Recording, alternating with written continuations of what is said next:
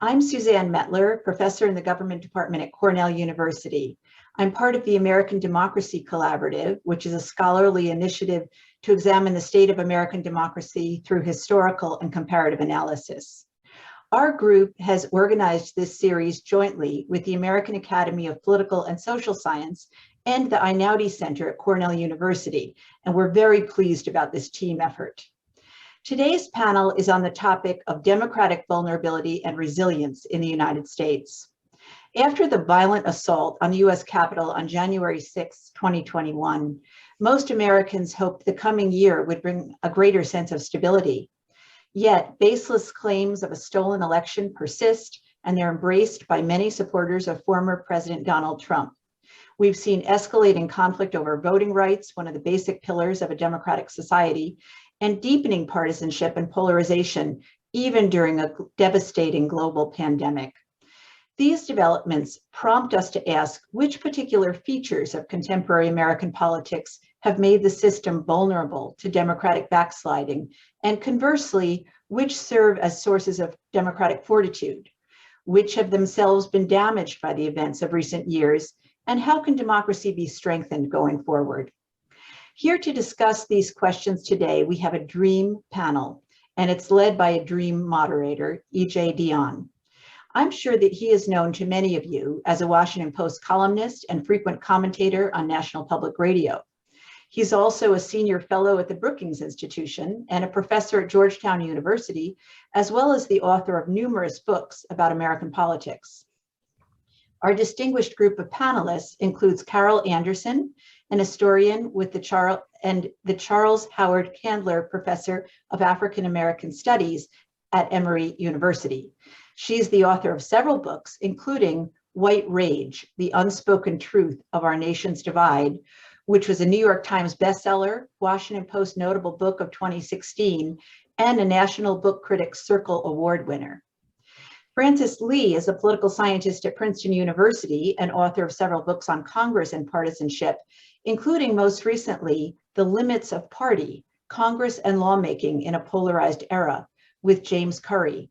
That book recently won the Camera Award of the American Political Science Association for the best book on US national policy.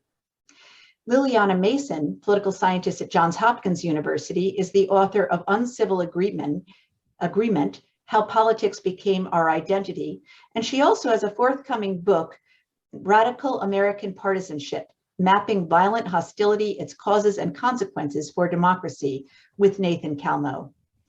Our panel will engage in discussion for about 40 minutes, and after that, they'll take questions from the audience. So please submit your questions throughout the panel into the Q&A, and we will be forwarding them to the panelists. I'm now happy to turn things over to E.J. Dionne. Thank you. I want to say what a great honor it is to be here first with Suzanne Mettler, and also behind the screen here is her great colleague, Rob Lieberman, who have done such important work in this area, to be connected with Cornell and to have a chance to talk with three extraordinary people, Carol, Frances, and Liliana. It's a real honor to do this.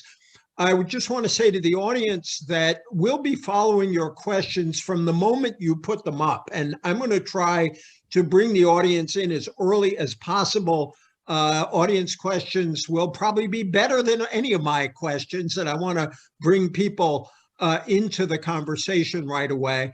And we're really grateful that you all joined us.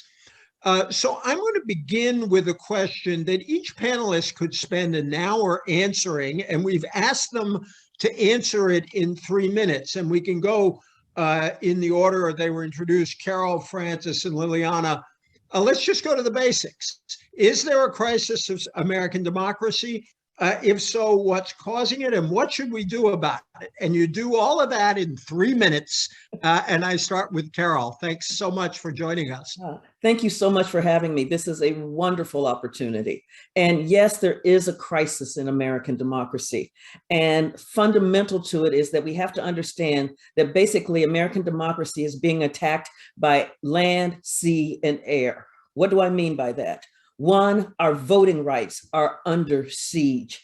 We're seeing this with the wave of voter suppression laws that are being passed throughout the states and predicated on the lie of a stolen election and predicated on bringing about election integrity when it's about anything but election integrity. And what these laws are designed to do is to provide obstacles and hurdles for a growing demographic in American society. And so when you are shutting out American citizens from their basic right to vote, democracy is under attack. But the land part comes from what we're seeing coming out of these legislatures that are banning the teaching of American history. And we're seeing that banning of accurate teaching, accurate history, which is designed then to create a propaganda, a myth history instead of real history. So we don't understand how we got here. And so when you have folks who are steeped in the myths, then they're not able to really engage with really accurate policy. They're not able to really engage with the accurate analysis of what they're seeing. And then finally, we're seeing the bringing about of the loosening of the gun laws while you're stoking it with political violence as a viable means to have governmental control, as a viable means of political engagement. So the loosening of the gun laws, the attack on teaching real American history, and the attack on voting rights, those three things combine to do massive, massive damage to American democracy. And underlying it all is the fear of Black people, the fear of a growing demographic. That's what's underlying this. Thank you so much. One if by air, two if by sea, three if by, or one if by land, two by sea, and three by air. That's really a powerful opener. Thank you so much. Frances. Thank you, EJ, and thanks very much to Suzanne and Rob and the Democracy Collaborative for putting together this terrific panel. It's such a pleasure to be able to be here with Carol and with Lily to talk about these important issues. I have a less alarmed view of the state of American democracy than Carol just laid out. Partly, I guess, is because I'm baselining against American history. That we can benchmark American democracy against an ideal, or we can benchmark it against history. And I don't see American democracy at present as being under a significantly greater threat than it has been at other periods. Now, it's true, public opinion polls indicate a troubling willingness on the part of Americans to credit Trump's claims of electoral fraud. 2/3 or more of Republicans say that they doubt the legitimacy of the 2020 election outcome. But I don't think we should take those polls literally. If there are 50 million and more Americans who believe that the presidential election was fraudulently stolen, why are there not huge protests on the scale of the women's marches or Black Lives Matter out in the streets? Why is Fox News not going wall to wall with the outrage? Why are Republican elected officials not demanding hearings, bringing lawsuits, doing everything they could, using all the publicity tools at their disposal to fight what would be in their minds one of the gravest possible political injustices? So to me, it's likely that a significant share of those who possess those, who say that they possess those beliefs, are simply telling pollsters that they still support President Trump or former President Trump. Trump is still one of the most loved figures in the Republican Party. Trump claims that the election was stolen, and so his supporters are disinclined to repudiate him. But their behavior is not consistent with a party that believes itself to have been fraudulently denied the presidency. A party that truly believes such a thing would not be ready to move on to other more routine questions of governance like inflation, Afghanistan, government spending.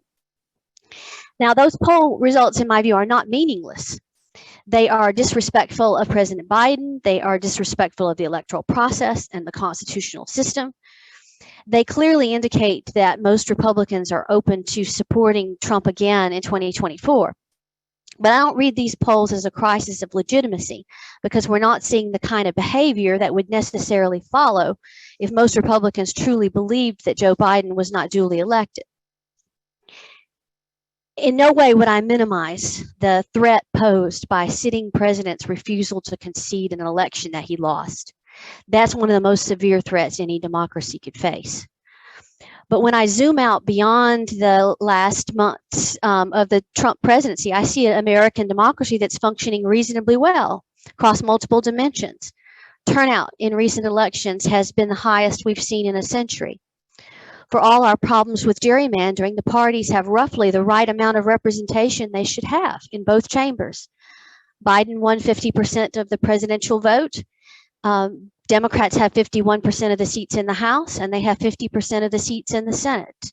There's no skew there in where the parties have the wrong amount of representation in national government. And I see American government as functioning reasonably well in that it has not been gridlocked in recent years in the midst of the COVID pandemic crisis. In fact, we've seen a truly vast federal response to the COVID crisis. No country had a more robust economic response to the crisis than the United States. At the height of the pandemic recession, more than 30 million of Americans lost their jobs, and yet poverty did not rise. And that's because of the fiscal response on the part of the Congress, both the CARES Act in 2020 and then the American Rescue Plan here in 2021. So I find it hard to see American democracy as dysfunctional so soon after the federal government put in place policies that saved millions of Americans from economic devastation, preserved whole sectors of the economy from economic collapse. Now, no country's had an easy time of this crisis, and we can certainly criticize many aspects of it, but we haven't seen an inability to act despite intense party polarization and despite divided government through a lot of the crisis. Wow, you have just set up so many lines of conversation, Frances, including a few lines of argument. That's great. Thank you so much. Liliana. Hi, yeah, I'm going to echo the thanks and very excited to be with this great panel. So I'm going to address sort of Frances's historical look and say that actually one of the reasons that I think democracy really is under threat is that increasingly over the last few decades, we've started to organize the parties around identities like race and religion, geographic location. And that organization has really created one party, the Republican Party, that's largely advocating the continuance of, white Christian patriarchy, and the Democratic Party, which is increasingly pushing for greater social equality and a sort of more representative multi-ethnic democracy. And what that does is actually not to say that everyone in the Republican Party is racist. That's not it. It's that there is an actual organized group of people who are within the Republican Party who are pushing for regressive social policies. And as Carol mentioned, these school board meetings, the school curriculum legislation that we're seeing enacted, increasingly the main divide between Democrats and Republicans is their attitudes about racial progress and gender equality. And so the traditional social hierarchy is effectively at the center of the argument between Democrats and Republicans. The reason that's dangerous is that we have never as a country been able to have a peaceful conversation about racial equality in particular. We fought a civil war over it in the 1960s when we passed civil rights legislation. That was an extremely tumultuous time. But the benefit of the 1960s is that the two sides were not organized by party. We had both Democrats and Republicans on both sides of that issue. And so the explosiveness of the partisan divide wasn't there. Now we have the parties taking two different sides on matters of civil rights and gender and general equality, and that creates a really disruptive element that prohibits cooperation and creates a much deeper divide between partisans, and then less inclination to compromise and cooperate. Thank you so much. I'd like to bring together seemingly contradictory positions with the following. I want to ask a historical question and a comparative question. The historical question is, I don't think anyone on the panel disagrees with Francis that there have been different moments of crisis in American history and different moments of division. But I think what is disturbing to people right now, apropos of what Carol said, is that we seem to be recapitulating the most divisive times. So the one that's obvious is Reconstruction, followed by disenfranchisement and Jim Crow. And I think a lot of people worry that, yes, we've had other times like this, but those weren't very good for us either. And so I'd love to sort of extend the historical discussion a little bit, asking each of you this. The comparative point I'd like to ask about is from what I thought was a very interesting column by Simon Cooper in the Financial Times a couple of weeks back, where he made, I think, quite persuasively the case that US parties are far more polarized on the whole than European parties, Western European parties are. Now, some of that's a product of multi-party systems that these countries have, where, for example, far-right parties are isolated from the mainstream right parties and so on. But could each of you talk a bit more about history? And maybe I'll go in reverse order, if you don't mind, Carol, just to go back the other way with Lily and Francis, and then Carol. Yeah, that's a great question. And I mean, the first thing that you noted was the multi-party, the difference between the two-party system and multi-party systems, in which in a multi-party system, one of the advantages is that you can have a small minority of sort of intolerant voters that can be isolated within a small party. And that really is, about 20% of Americans are really big fans of Trump and are relatively, and express intolerant views of marginalized groups. In Europe, often these divides occur along the lines, because they have a different history than we do, along the lines of immigration, the fear of a changing country, fear of a changing culture. And what we know about basic human psychology is that when people feel uncertain, they tend to move towards extremism and authoritarian leaders, because those are comforting and have clear boundaries. In general, I think that the U.S., because of its history with a long history with slavery, I think has a kind of is in a unique space.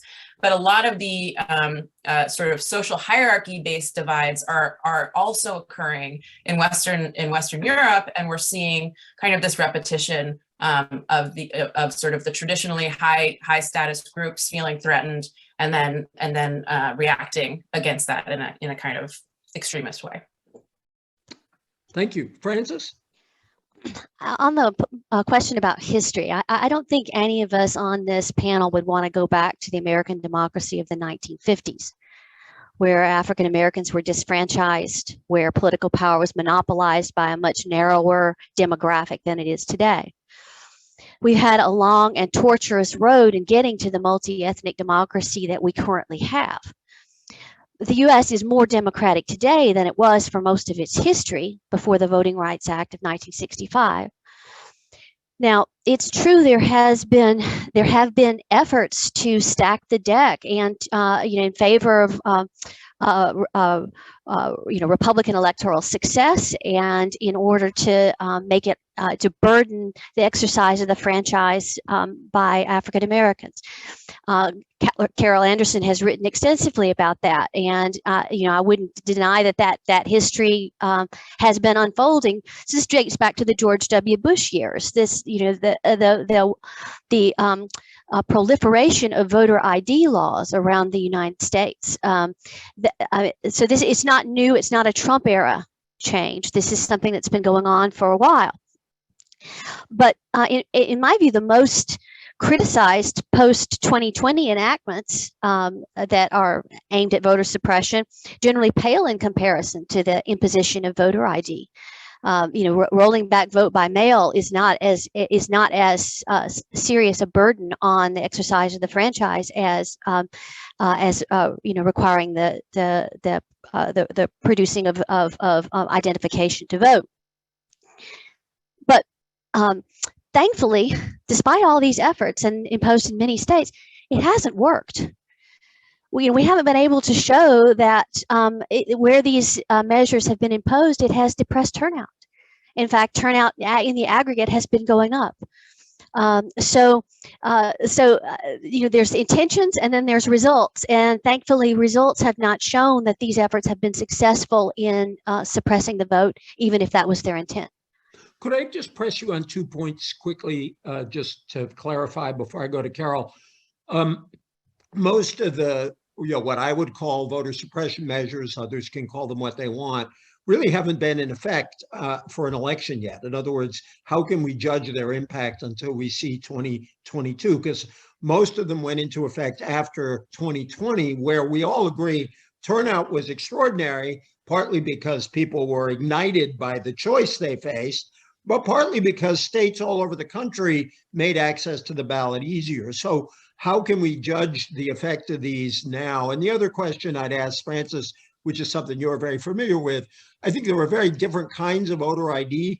One of the reasons Stacey Abrams has not opposed voter ID laws is it's one thing that to bring in a utility bill, it's another thing to have a certain very specific voter ID that's very hard to get.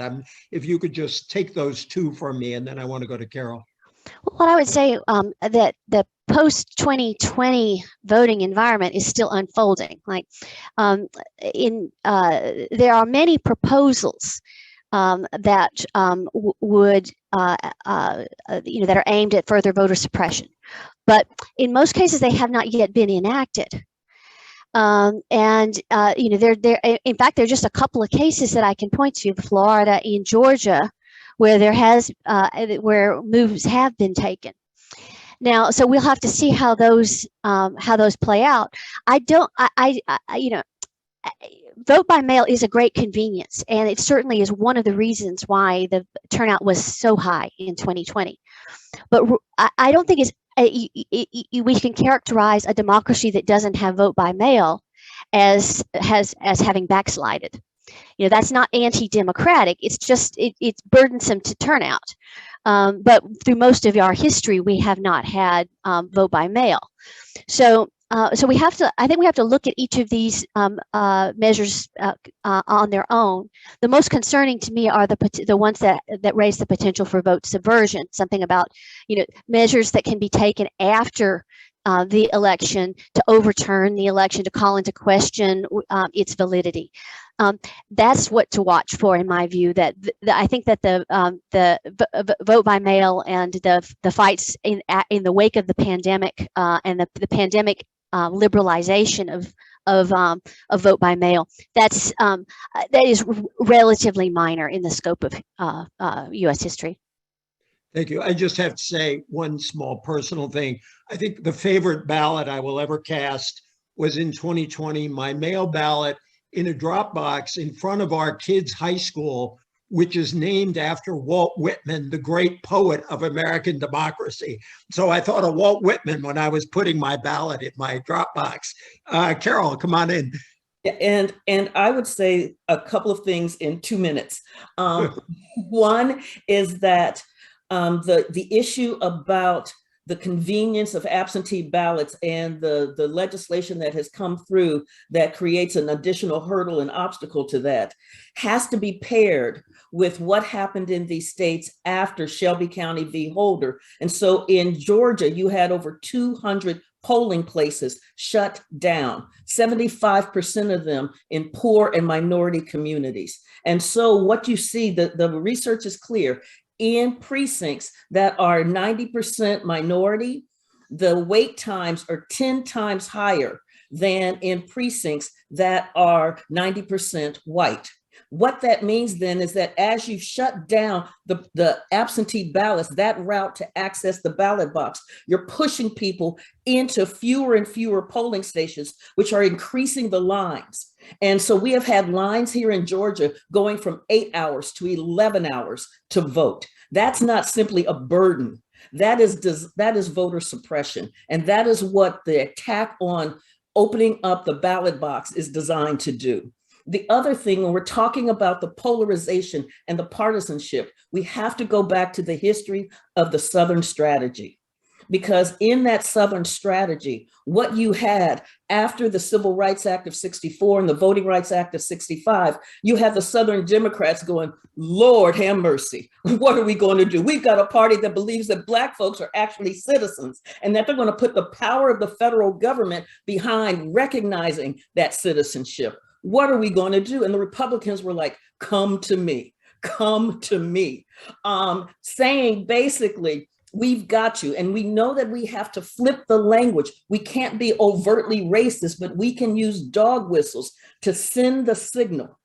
And so the Republicans thought that they were going to get this slew of congressional representatives that could help push forward a conservative agenda. But what happens is you've got to understand that the Southern Democrats were so virulently anti-civil rights, virulently anti-Black, virulently white supremacists, that bringing that into the Republican Party pushed the party so far to the right and pushed out the moderates that the polarization that happens. And so that's why I love not only E.J. Dion's book, but also Thomas Mann and Norm Ornstein's book, It's Even Worse Than It Looks, to help understand the evolution of the Republican Party that went from a governing party to an opposition party, that went from figuring out how do you work across the aisle to figuring out how do we stop this? How do we not govern? How do we make the person who's in the White House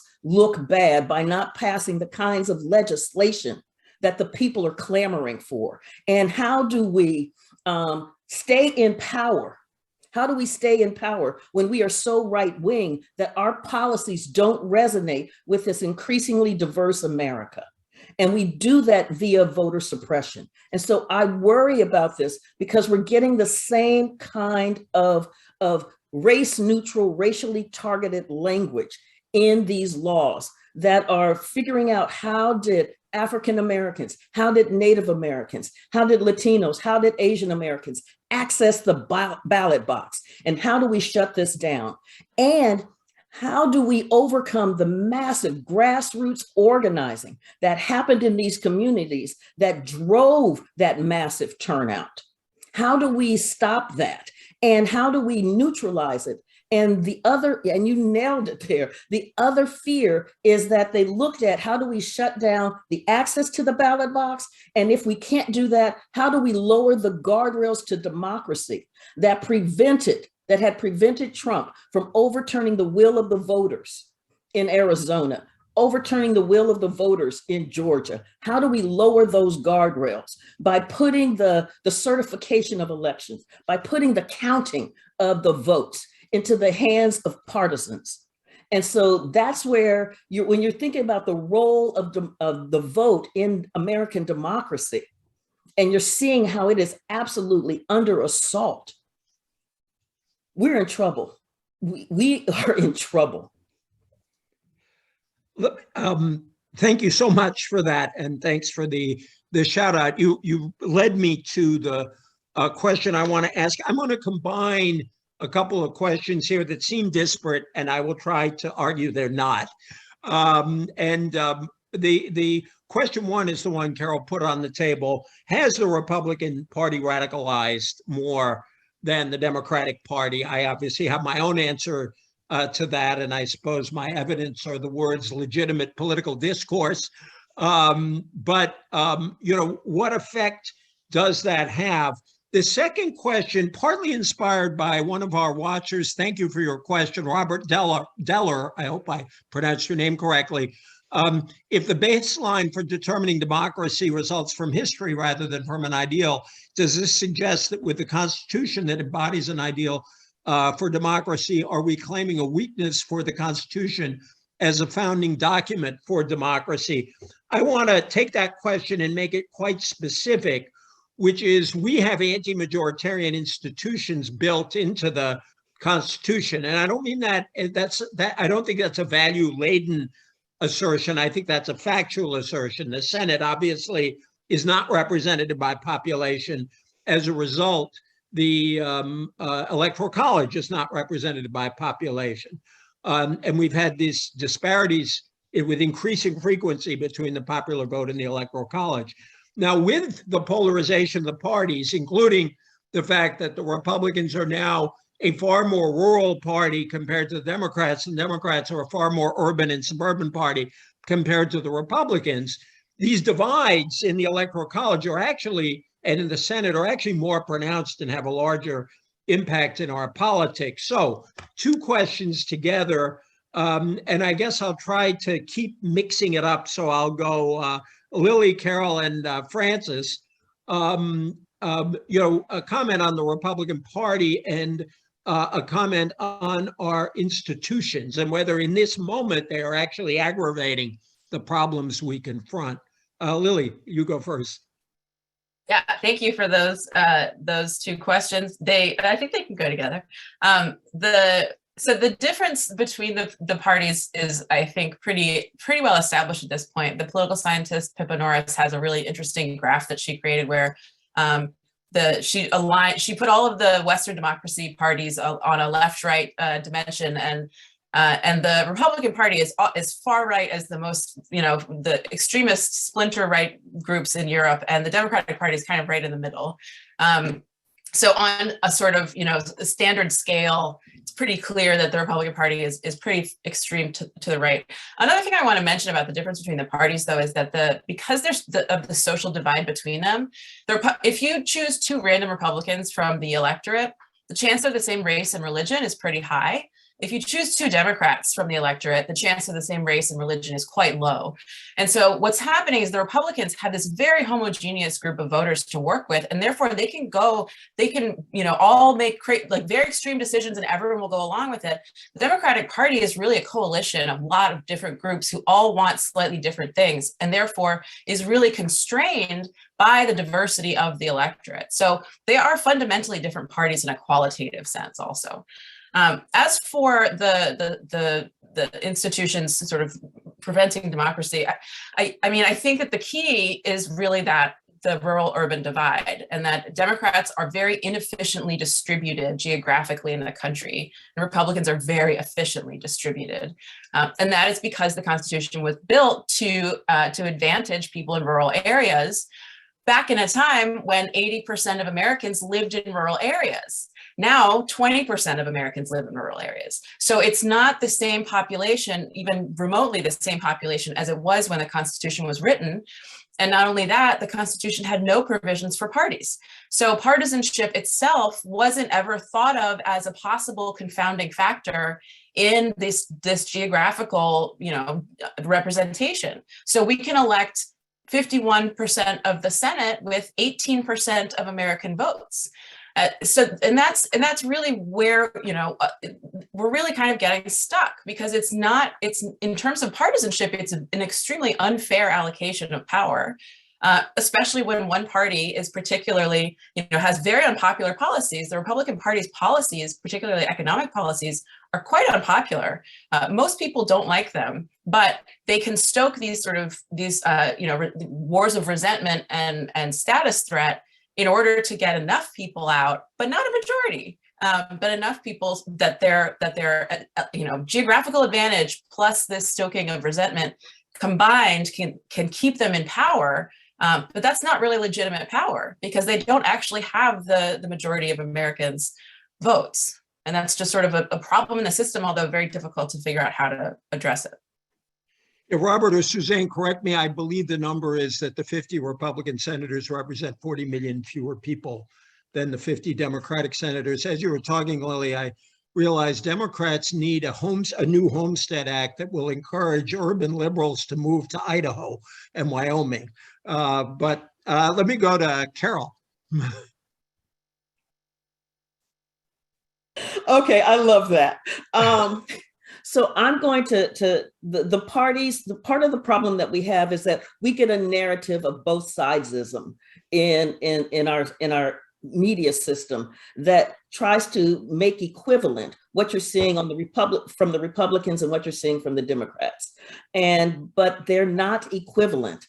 And I think Lily just nailed it in terms of the demographic differences between the two parties, and what that means in terms of policies, what that means in terms of organizations, and what that means in terms of the pressures that are put on the party to act in a certain way, to deliver in a certain way.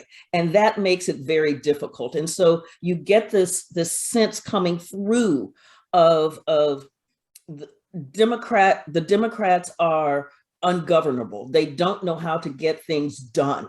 And that becomes the narrative. And when you have that narrative driving it, it creates a sense of cynicism, a sense that this thing isn't working. I stood in line for 11 hours and what do I have to show for it? And so that is part of the problem that we're dealing with here. I think in terms of the structures, the constitutional structures, we have to remember that a large number of the folks who drafted the Constitution were slaveholders. And so they had a vision of what a real citizen looked like. They had a vision of what a democracy looked like, and it didn't look like the one that we have now. And so part of what we have to understand in this moment is that the history of America is really about matching up its aspirations with its reality, so that we hold these truths to be self-evident. We see all of these groups pounding on the US, using the levers that are available to them to make those aspirations real.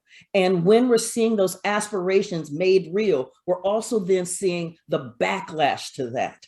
And it is a constant back and forth, back and forth. And that's where we are right now. We had that back and forth after the Civil War. We had that back and forth after the Brown decision. We had it after the Civil Rights Movement. We had it after the election of Barack Obama, and we had it after the 2020 election. Thank you. Frances, you have been a dissenter in part in the most gracious and unpolarizing way. And so I invite you to come in at this point. Thank you. I guess I will continue in that vein. So first on the Republican Party. So Lily was setting the Republican Party in the context of other right-leaning parties around the world, and noting how comparativists have classified the Republican Party as much farther to the right than other major parties that present governing alternatives in other countries. And yet, as I try to confront, match that data with what I've seen of the Republican Party since 2016, I have trouble squaring the two. It's hard for me to figure out what the Republican Party stands for at all in an affirmative sense right now. The Senate Republican leader McConnell has said that we shouldn't expect Senate Republicans to put forward any legislative agenda before the 2022 midterms. The Republican National Convention in 2020 didn't even adopt a platform at all. Quite amazing. I often think about a conversation that I had with a Republican Hill staffer that I ran into at a coffee shop after the 2016 elections. He worked for one of the institution's most orthodox conservatives. And he said, we thought our voters cared deeply about conservative principles. So we thought we knew what they wanted. But our voters wanted something different. They wanted Trump. In other words, he portrayed Republicans as having to accept, Hill Republicans, congressional Republicans, as having to accept what the voters wanted and try to figure them out. That the voters didn't want what what he previously thought they would want. So I see Republican leaders right now trying to hold the party together. They know they need the Trump's voters, but they also need traditional Republicans as well. Opposing the Biden agenda unifies the party, but I don't see the parties unified around an affirmative policy agenda at all. The party struggled back when it had unified government under President Trump, that it was able to pass the Tax Cuts and Jobs Act, but after that they didn't know what to do with their majority. They failed to repeal and replace Obamacare despite devoting 9 months to the effort. Eventually, McConnell just wound up spending all his time confirming judges. That it's not clear to me that the party holds together around a set of principles that it can then carry forward. Could I ask a question on that? Is it possible that the core agenda is tax cuts and judges, and so they broadly got what they wanted? Yeah, and that's a pretty narrow agenda when you think about the range of domestic policy. And so, the party's bandwidth is not wide. And so I think that it's important to keep that in mind when we think about how right-wing the party is, if it can only agree to do a couple things. Although judges give them a lot. Carol wanted to come back. And then I want to just tell watchers, we've got a slew of good questions. And after Carol finishes, I may ask Lily a quick question, and then I'm going to go through several of these, and maybe people can parcel them out among themselves. But Carol, you wanted to come back. Right. And I think that part of the agenda that we need, that is barely unspoken, is how to hold back the demographic changes in American society, how to ensure that these demographic changes don't have power. And you see it also in terms of not what they're for, but who they want to hurt. And so I remember that when Trump had shut down the government because he wanted funding to build the wall, and you had these federal employees who were just out of work for weeks, and they interviewed a woman, I believe she was in Florida, and she was a Trump supporter. And she said, he's not hurting the people he is supposed to hurt. And that is the agenda, to hurt the people you are supposed to hurt. When we understand that that's the agenda, that is part and parcel. That is a key element of what makes it so right-wing.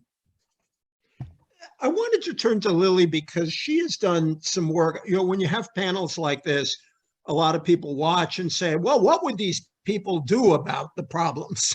And Lily's put some thought. I mean, everybody on the panel has put some thought, but Lily has sort of thought of particular ways to mitigate these patterns of social polarization. I'd love you to talk about that a bit, and also talk about the media business, in which I've spent all my life, and the media business's role in all this. But could you talk about factors to mitigate? And then I promise viewers I'm going to go to a slew of your good questions. Go ahead, Lily. Yeah, I think those two questions are related, because one of the solutions is actually to refocus the media's attention on legislation rather than winning and losing. So much of the coverage is, healthcare passes in a win for Democrats, as opposed to healthcare passes, millions of Americans will now have health coverage. And the same for even, the infrastructure bill and all of these pieces of legislation that have real impact on millions and millions of people's lives. We get from the media who won. And that just reaffirms the idea that this is a zero-sum game between Democrats and Republicans. And when one wins, the other loses. And that's how it always is, rather than talking about the American people. So that's one of the problems. Another one of the problems is the sort of social media algorithms really pushing us towards extremism and conflict. And humans are hardwired to pay attention to good things. I mean, to bad things. We're hardwired to pay attention to threats and fights and conflict, because evolutionarily those things might hurt us, so we have to pay attention to them. Whereas if there's a whole bunch of people having a nice conversation over there, you don't have to go run and join it because it's optional, right? So in terms of the basic psychology, we automatically pay attention to conflict. Trump was fantastic at taking advantage of that and understanding he would get coverage if he created fights, if he said things that were outrageous. And the media followed along, and they played all of his speeches in 2016 live on television. So and the algorithms themselves are creating more attention than even our human brains would give to negative and conflictual stories. And also these companies know how to stop doing that, but they won't. We know for sure that they know how to stop it, because they did it right after the 2020 election. For about a week, Facebook did it. And it got calmer and people stopped checking Facebook. So they undid it. But these are all things that can be addressed, but they reduce income for media companies. And therefore the media is disincentivized to address any of them because it hurts the media. And last thing I'll say is one one of the things that the media is overlooking when they do this is that they will not exist if they're not in a democracy, right? A democracy requires, like media is free only in a democratic system. As soon as we become an autocratic system, these journalists don't have jobs, or most of them don't have jobs. So I think that's really, we need to start pushing media to be pro-democracy in their coverage rather than being, equal or balanced, or like complaining that Biden's attending too many funerals and that's a bad thing. There was an actual headline. So in general, right, there should be a more pro-democracy bent toward media coverage and less of a zero-sum who wins, who loses, just reinforcing polarization rather than uniting Americans under a single story, under a single government, and that's actually trying to do things for them.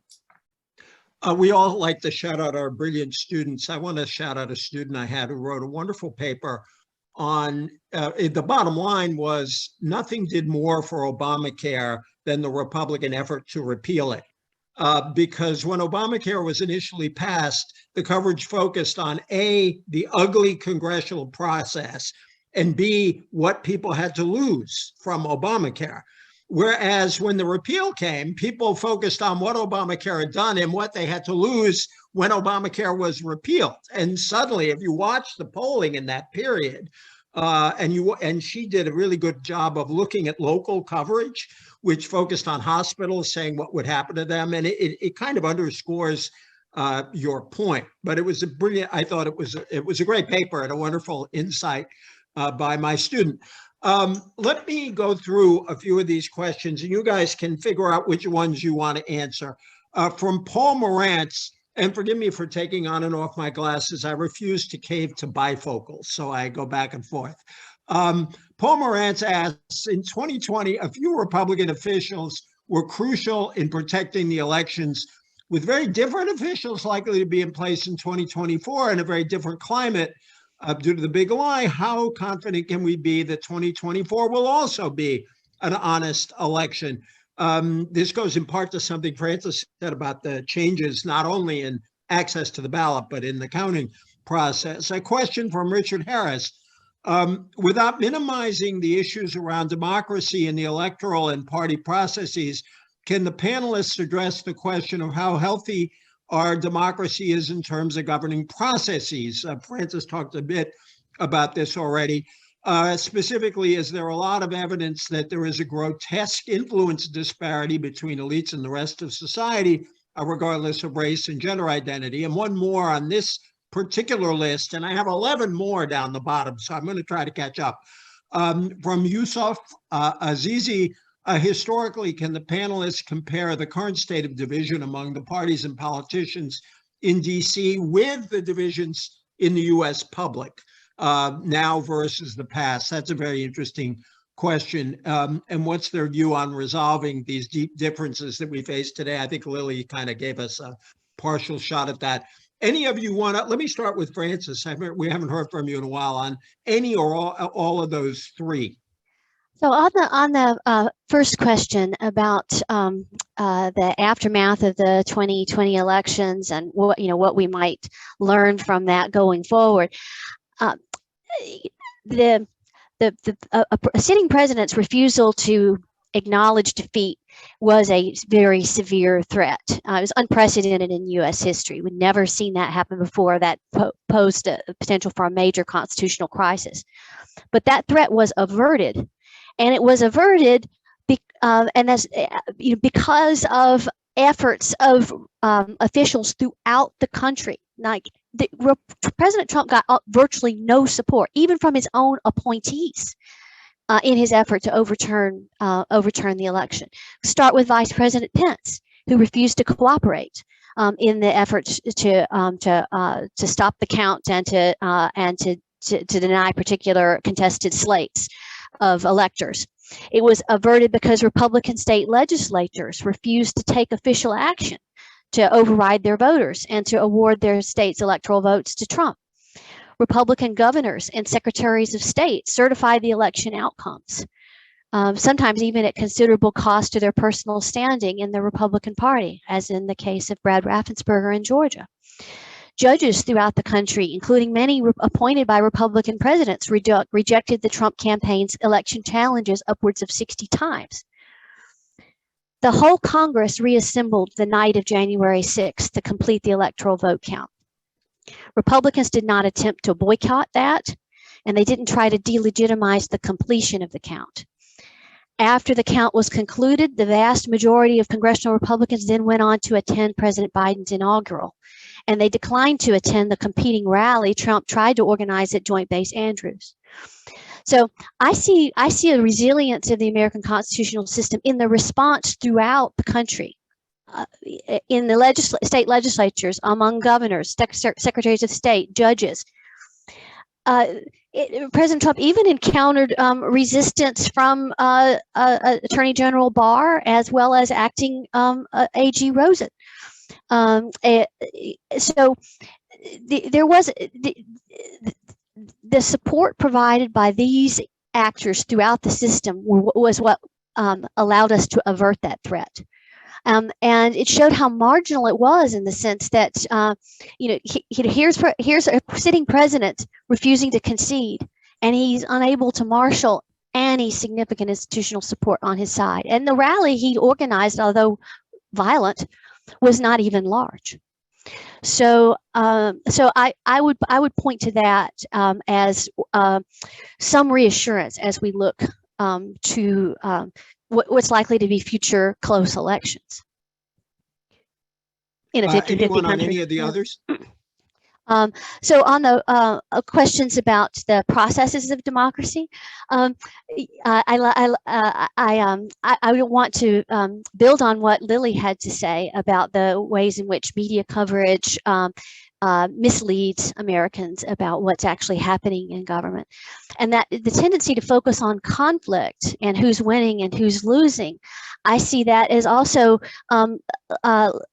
leading Americans to underrate the governing successes that we have seen, starting with the pandemic response, which I think has been significantly underestimated in its, it is truly vast in its scope. And I don't think Americans appreciate what happened in 2020 on that front.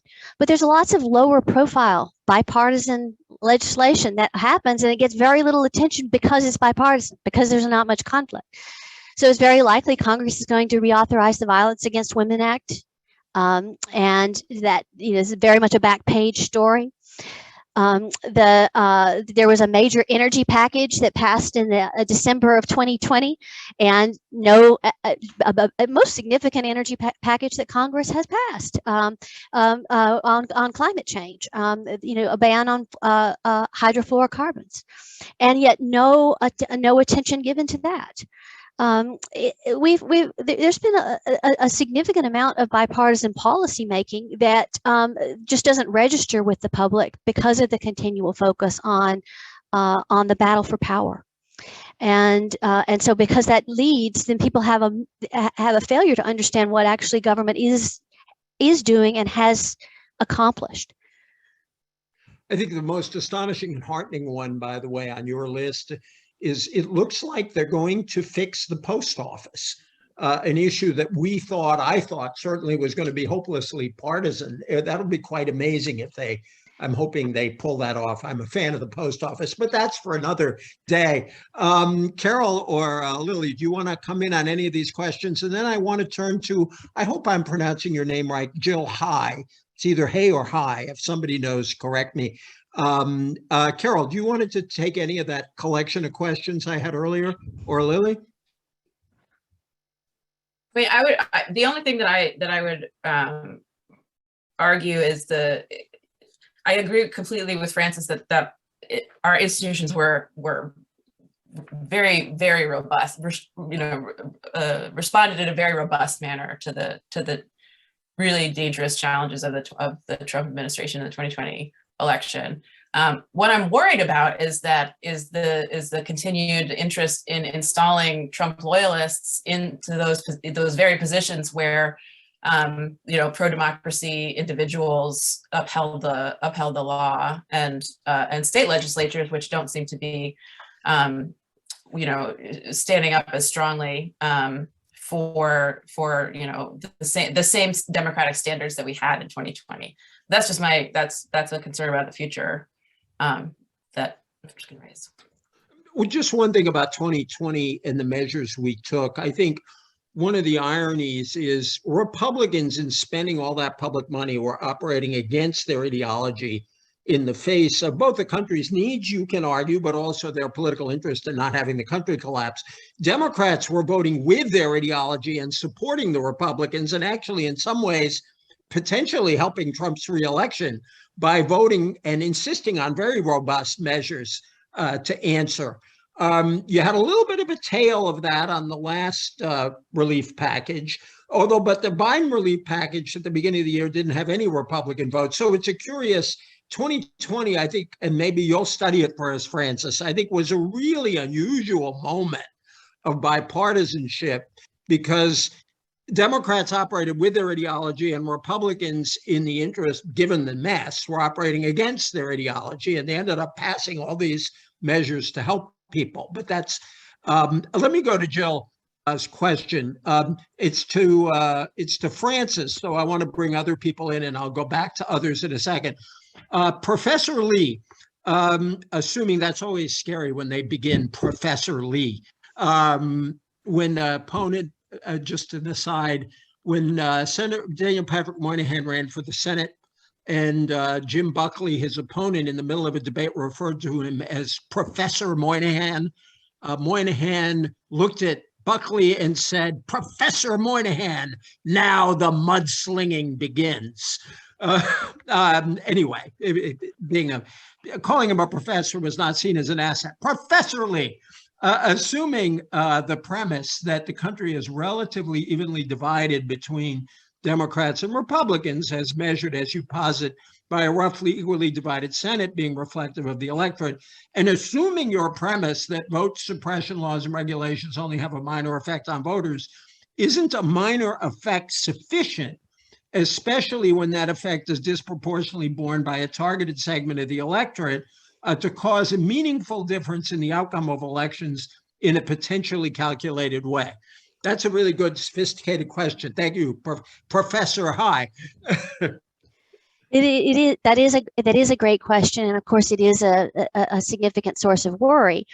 There has been a lot of political science investigation into the effects of voter ID, the voter ID legislation that has been implemented all around the country, and it's been very difficult to find any effect. It may be that just you're trying to make it hard for voters to vote makes them angry, but at any rate, we haven't been able to document that it has had the intended effect. So I would say that. Second, I would say because of our decentralized election system, you have to think about where these measures can be imposed, and they tend to be imposed in places where they have where they're less likely to have a critical effect. In other words, they happen in states that where there's full Republican control, trifecta control. That's where they're imposed. So those are already Republican-leaning states. In fact, in many cases, solidly Republican states. Yes, Georgia is an unusual example. That's right. But in general, this is not, they don't have the ability to impose it in swing states or in Democratic leaning states. And so we can't just pay attention to the closeness of the distribution of power nationally when, as Lily points out, there's with geographic polarization, most elections are not close. Most states are not close. Most congressional districts are not close. Most of them are lopsided. And so it's just in a handful of places, and those tend not to be the sort of places where it's been easy for deck stacking to be pursued. Can I hop in here for a minute? Please. So when you think about, for instance, Amendment 4 coming out of Florida, which was to re-enfranchise those who had felony convictions. And what we saw in Florida was that you had 1.7 million Floridians disfranchised because of a felony conviction. Amendment 4 would bring over 1 million of them back into eligibility. 40% of Black men in Florida were not able to vote because of a felony conviction. Over 20% of African Americans, age eligible African Americans in Florida were not able to vote because of a felony conviction. When you begin to look at the size of those numbers, that can make a major difference. And what you had then happening, because, you know, we talked about the role of the courts, what you had happening after Amendment 4 passes is you get this Republican legislature looking up and seeing this vast number of possible prospective Democratic voters and figuring out how to add another layer onto that to keep blocking them from access to the ballot box. And then that gets reinforced by the decision by the 11th Circuit that says, no, requiring them to pay all of their fees, fines, and court restitutions, that is not a poll tax, nor does Florida have to tell them how much they owe. So you get the worst of the poll tax and the worst of the literacy test. How many bubbles in a bar of soap? And so what you're doing is you are blocking people's access to the ballot box by having a requirement that they pay and having a requirement that the state doesn't have to tell them how much they owe. In Florida, that can make a difference.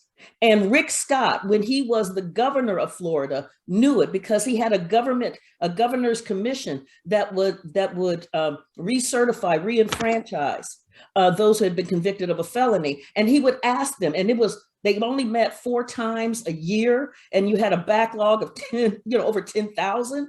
And he would say, are you a Republican or are you a Democrat? And then he would provide re-enfranchisement to those who identified themselves as Republicans. And so we know that in these laws, this is the thing, they look race neutral on the surface, but they are actually racially targeted. And being racially targeted, when you have a party that is almost racially homogenous and you have another party that is racially diverse, has major implications for the way that the political system is able to work.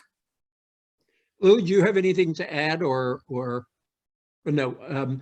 I was just thinking, Francis, seems to me the key exceptions to, yes, a lot of these, the trifectas are more likely to happen in party-leaning states. I think Georgia's a big exception. Florida has been a swing state.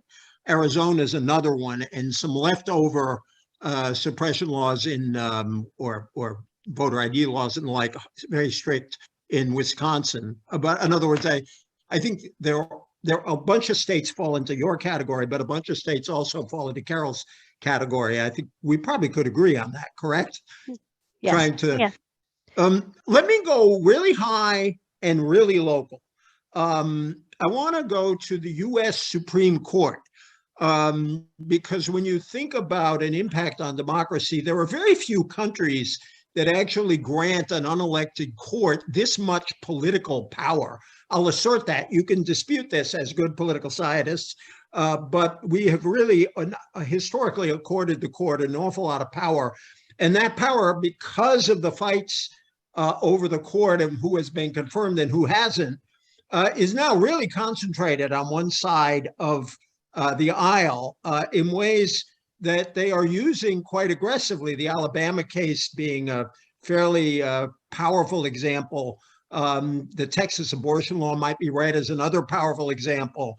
What do you make of the court and its potential impact on the democratic crisis, if there is a democratic crisis? Then Lori Friedman in our audience, thank you for this question, made the point that you can look at the Republican Party nationally, but if you go down to the local level, you see Ms. Friedman, people can argue about this, but Ms. Friedman spoke about it as a racist agenda. And she talked about school boards and city councils. And you're seeing an enormous contestation at the local level about school boards, which we've seen at various points in our history. But I think at this moment, for a variety of reasons, that fight and taking books out of libraries and censorship, all those issues are very alive. So Lily hasn't talked in a bit, so let me start with Lily. The court up here and the school board and local fights down here and how they are affecting this crisis we're talking about. Thank you, Ms. Friedman, for that question. Yeah, I mean, or Dr. Friedman, for all I know. Don't want to disrespect you. Go ahead. I'll talk about the local level first, which is that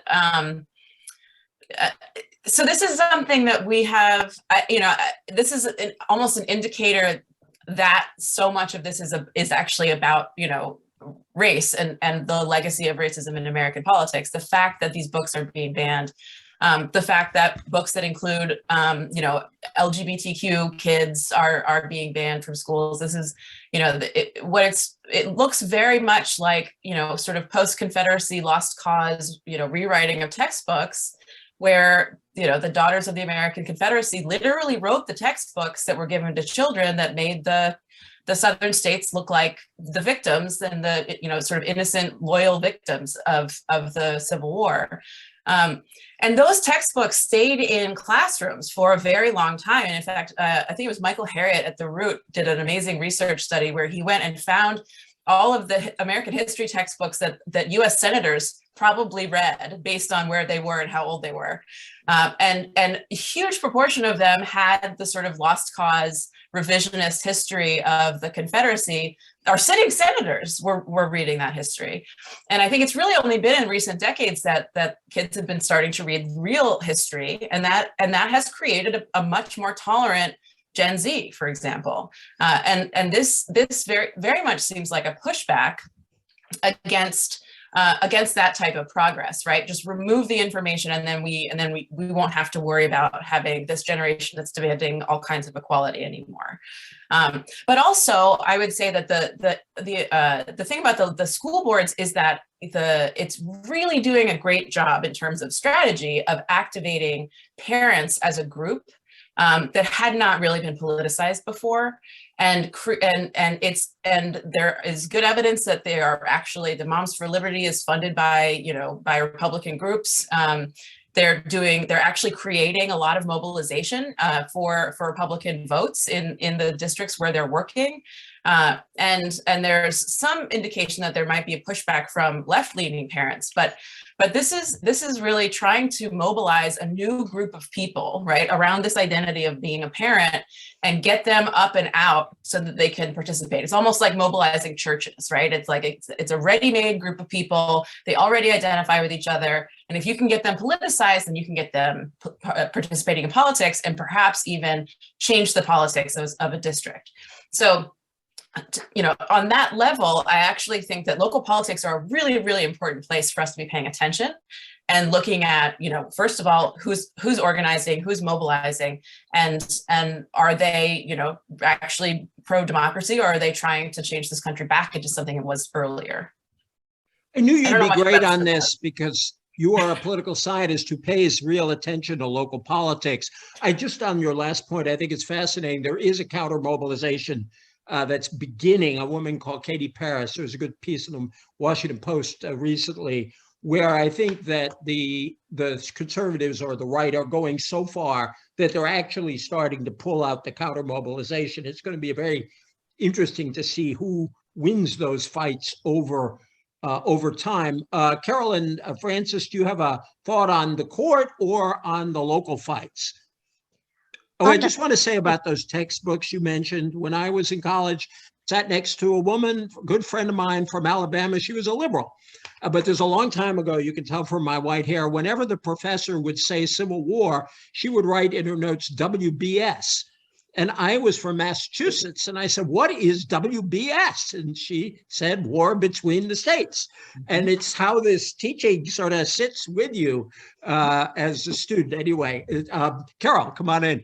I think that the role of the Supreme Court has been absolutely devastating to American democracy. What we saw after the Civil War, when you had the radical Republicans, I love that term. You had the radical Republicans put in the 13th, the 14th, and the 15th Amendment, the Force Acts and the Enforcement Acts, all of these pillars to provide the protection of citizenship for the freed people. And then you had the Supreme Court come through and just gut each and every one of those with these decisions that just, from the slaughterhouse cases and the civil rights cases to the Williams decision, all of these things were designed to basically put Black folks back in their place, to eliminate the citizenship that was so hard fought for. And we're seeing the same thing. So you get the Shelby County v. Holder decision, which guts the pre-clearance provision of the Voting Rights Act. Then you get the decision that says that these states can remove millions of voters in a voter roll purge simply because they haven't voted regularly. Although the National Voter Registration Act says you cannot remove folks simply because they haven't voted. But the Supreme Court said we don't have a problem with that. And so you have these states removing those voters. And what we know statistically is that the folks who don't vote regularly are minorities, poor people, and young people. So you can remove those people because they haven't voted regularly. You also have the extreme partisan gerrymandering decision that the Supreme Court did, where they said, you know, this is something that this is political. So there's no basis for us to provide any kind of legal opinion on this. Although what they had originally asked for was a formula to be able to determine what is an extremely partisan gerrymandered district. What does that look like? And then you had the decision on voter roll purges. I'm sorry, there are just so many. Extreme partisan gerrymandering. Alabama. You get the Alabama decision. And my con law prof used to say, God love a duck. And this is that you look at that and that really puts you in God love a duck country, because you have this where Alabama, 27% of the population is African American. And what the Republicans had drawn was a congressional map that would provide for them only 14% of congressional representation. I mean, it is so out of whack, so out of balance. And the Supreme Court was like, oh, but it's too close to the election. Well, that thing about timing is a ruse. The election is 3 months away. And so what we're saying is that we're fine with having a racially discriminatory process in place during a federal election. And we're cool with that because of timing. It provides the kind of opportunity for really bad players to play the system. I mean, this is also what we see with the Brnovich decision coming out of Arizona. That provides an opportunity that says minorities are unequal. So there's always going to be a disparate impact. So we can't it has to be a real disparate impact for us to say that something was really unconstitutional about this. Something really violated the Voting Rights Act. And so the role of the Supreme Court in undermining the right to vote has been devastating. Thank you. Let me Francis, I want you to join on this. And here's what I'd like to do. We are close to the time that we're supposed to end. And with permission from the organizer, I'd like to go just a little bit over if people out there don't mind. We still seem to have a robust crowd from what my computer tells me. Bless you all. I want to add one question to the pile, and then I want each of you to close. And maybe I'll go Francis, Lily, and Carol, or Francis, Carol, and Lily, since you closed this last round, Carol. I'll go Francis, Lily, Carol, and Lily on this last question, and anything you want to leave on the table, put on the table that we really haven't gotten to yet. I couldn't resist. Tim Kell is joining us from the UK. And we can at least thank God that we don't have to deal with Brexit or a scandal called Partygate, whatever other problems we have in our politics. But Mr. Kell asks a really good question. He asks, what part does the entry of conspiracy theory into the mainstream, like QAnon-aligned GOP representatives play in the current crisis, is the extent of this spread into the mainstream unprecedented? If I may just elaborate briefly on that question, a lot of this reminds me of what was happening in the 1950s and early 60s with the Birch Society and the White Citizens Councils and the Minutemen and a lot of other groups back then, whom I think have been actually more mainstreamed now than they were back in that day, partly because of the media system. But that's a debatable point. We can argue about that, but I think his question is great. So Francis, clean up anything you feel like cleaning up, and take on Mr. Kell's question and sort of offer us closing, maybe hopeful comments, even if you want. I can do that. On the question relating to conspiracy theory in American politics, let me point to what I see as an instructive and, in fact, a hopeful case. And that is the cyber ninjas in Arizona, the cyber ninjas audit. So after the close outcome of the election in Arizona, the state Senate Republican caucus hired the cyber ninjas to conduct an audit of the ballots in Maricopa County. The cyber ninjas was headed by a Florida Trump supporter who believed Trump's claims about voter fraud and was open to even outlandish theories that Chinese ballots containing bamboo had been used to stuff the ballot boxes. Trump himself helped to raise money for the Arizona audit. Cyber ninjas gained access to the Maricopa County ballots and the voting machines and conducted a review lasting from April until September last year.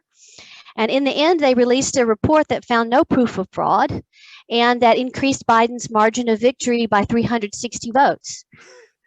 So I think that's instructive. These conspiracy theorists who headed up this firm did not see themselves as authoritarians who wanted to overturn the will of the people. They may have been misled by Trump's demagoguery, but there was no debate about whether the people should elect the American people, the American president, or other officials.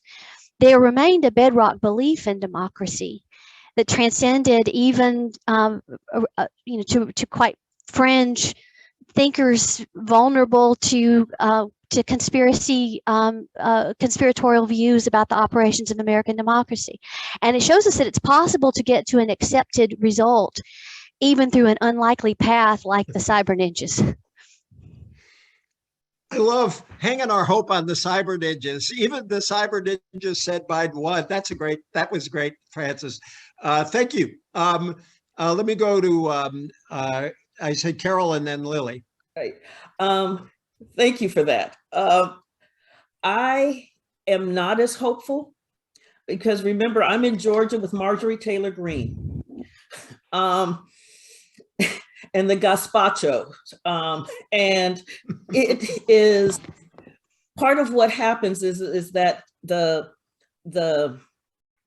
psychology of conspiracies and the way that our media biosphere works is where it reinforces the lies. And it creates an element in our society that is evidence proof and that is truth proof. That truth doesn't matter, evidence doesn't matter, and it's just continuing to cycle in and dig down. And as long as we have that, and we have millions of folks who are embedded in this fear, it poses a threat. And we have to be cognizant of that.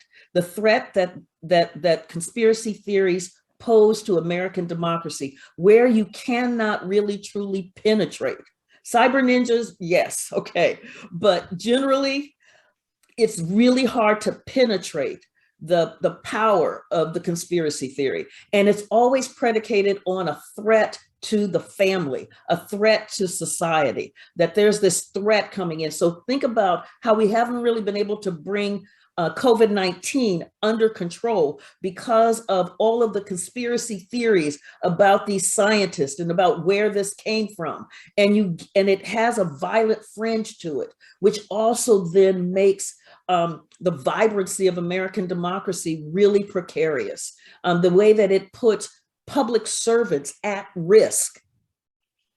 That's what these conspiracy theories do. And we need to be mindful of that. Lily, to close out our conversation, thank you so much, Carol. Lily.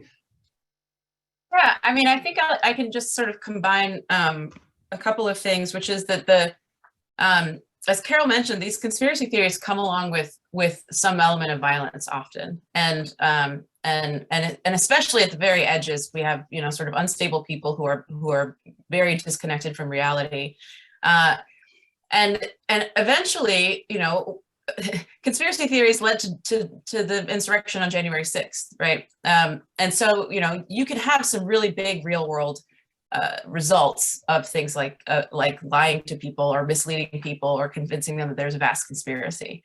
And so because of that, I think the last point that I want to make is that it's really important for the leadership, and not just elected officials, but also people in partisan media, et cetera, that it's important for leadership to think about their rhetoric.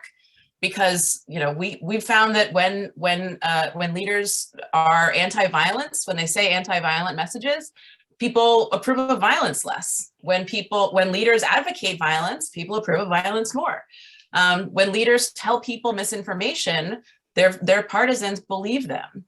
And so what we're seeing is a lot of pretty irresponsible messaging from particularly leadership on the right at this point that's included violent imagery and violent phrasing, and without any pushback from fellow Republicans. And so and that creates a sort of atmosphere of permission around breaking anti-violent norms, breaking truth norms.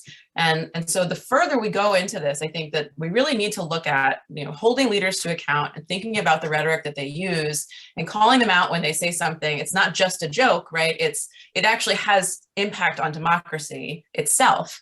And so we should all be paying attention to, the ways that our leaders are talking to their followers and their constituents. Wow. I just want to say what an honor to be the servant of Francis and Carol and Lily. I hope I was serving you as we went. This was an awesome discussion. Suzanne, would you forgive me? I hope it won't be partisan of me to end with an FDR quote. I hope FDR is now embraced by all of us in one way or another. I just like this FDR quote about democracy, so I want to go there before we close.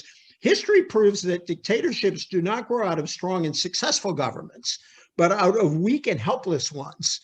If by democratic methods people get a government strong enough to protect them from fear and starvation, their democracy succeeds.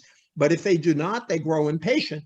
Therefore, the only sure bulwark of continuing liberty is a government strong enough to protect the interests of the people, and a people strong enough and well enough informed to maintain its sovereign control over its government. Suzanne, thank you for your work in trying to help build a people well enough informed to maintain their sovereign control over government. Well, thank you so much, EJ. You've been a wonderful moderator. And thank you to our fabulous panel, to Professors Carol Anderson, Francis Lee, and Liliana Mason, and to all of you, our audience, for being here with us today. I also want to thank everyone who is working behind the scenes at the Einaudi Center and the American Academy of Political and Social Science, together with my colleagues at the American Democracy Collaborative. We'll be convening again next month for the next webinar in this Democracy in the Balance series. We'll meet on Thursday, March 17th at 12:30 p.m. Eastern to discuss U.S. democracy in global perspective. That day we'll be joined with Professors Jennifer McCoy, Cas Mood, and Ken Roberts, and it will be moderated by Zach Beecham of Vox. So we hope to see you all again at that event. And in the meanwhile, take care, everyone. Thank you. Bye-bye.